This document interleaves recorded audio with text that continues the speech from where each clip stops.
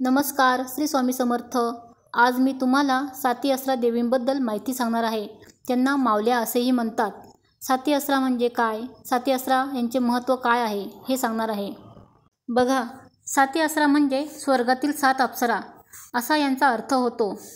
आणि आसरा याचा अर्थ त्या साती आसरा देव्या ज्या पाण्याच्या ठिकाणी असतात तिथल्या ठिकाणचे ते रक्षण करत असतात, म्हणून त्यांचा अर्थ आसरा असा होतो। या साती आसरा देवींना प्रत्येक भागात वेगवेगळ्या नावाने संबोधले जाते आणि यांचे पूजन सर्वात जास्त आषाढ महिन्यात केले जाते आणि इतर वेळी मात्र कोणत्याही महिन्यात मंगळवार व शुक्रवार या दिवशी यांचे पूजन केले जाते। आणि इतर वेळी मात्र कोणत्याही महिन्यात मंगळवार व शुक्रवार या दिवशी आपण पूजा का करू शकतो, कारण कोणाचे लग्न ठरलेले असेल तर लग्नाच्या आधी पण साती आसरांना नैवेद्य व नारळ घेऊन जावे लागते आणि लग्न झाल्यावर पण पुन्हा एकदा साती आसरांचे दर्शन घेण्यासाठी जावे लागते। तसेच लहान बाळ व लहान बाळाची आई यांना पण दर्शन घेण्यासाठी जावे लागते, कारण लहान बाळ हे 2 किंवा 3 महिन्यापर्यंत खूप रडत असतात। त्यांचे रडणे थांबावे यासाठी साती आसरांच्या दर्शनासाठी घेऊन जावे लागते। तसेच कोणाचे लग्न जमत नसेल किंवा कोणाला मूलबाळ होत नसेल तर साती आसऱ्यांच्या येथे जाऊन तेथे नवस करतात, लग्न जमू दे, मूलबाळ होऊ दे। कोणी घरातील व्यक्ती खूप आजारी असेल, डॉक्टरांचे उपचार घेऊनही बरे होत नसतील तर तेथे जाऊन नवस करतात की लवकर तब्येत ठीक होऊ दे आणि तब्येत ठीक झाल्यावर नवस पूर्ण करतात। म्हणजे ज्या कारणासाठी नवस केलेला असतो तो नवस पूर्ण झाल्यावर त्या ठिकाणी जाऊन कबूल केलेला नवस पूर्ण करतात, म्हणजे त्या देवींबद्दल असणारी त्यांची श्रद्धा असते।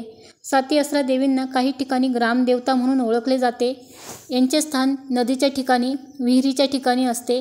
नदीच्या ठिकाणी जेथे खडकाळ भाग असतो आणि खडकाळ भागाच्या वरच्या बाजूला दगडांच्या स्वरूपाचा आकार असतो त्या ठिकाणी शेंदूर लावला जातो आणि त्यांच्या जवळ म्हसोबा पण असतो, त्यांची पूजा केली जाते। आणि विहिरीच्या ठिकाणी पण 7 छोटे छोटे दगड आणून तेथे मांडून त्यांची व्यवस्थितरित्या पूजा केली जाते, कारण ज्या पाण्याच्या ठिकाणी असतात ते पाणी आपण पिण्यासाठी वापरत असतो, तसेच आपल्या गुरांसाठी वापरत असतो व आपण शेतीतील पिकांसाठी हे पाणी वापरत असतो।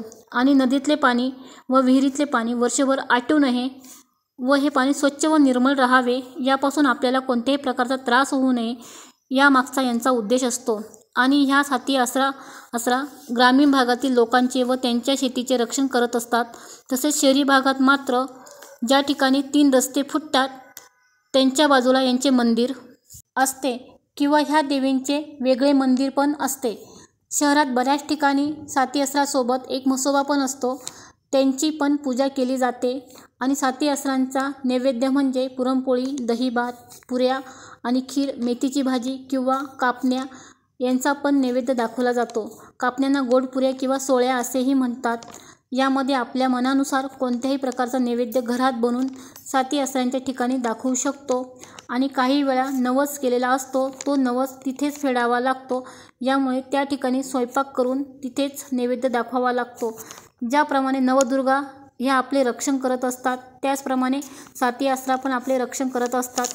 आणि नवरात्रांमध्ये आपण कुलदेवीला जसा नैवेद्य दाखवतो तसाच नवरात्रांमध्ये साती आसरांना पण नैवेद्य दाखवतो। 6 महिन्यातून किंवा वर्षातून एकदा तरी साती आसरा यांचे आपण दर्शन घेण्यास जरूर जावे। धन्यवाद।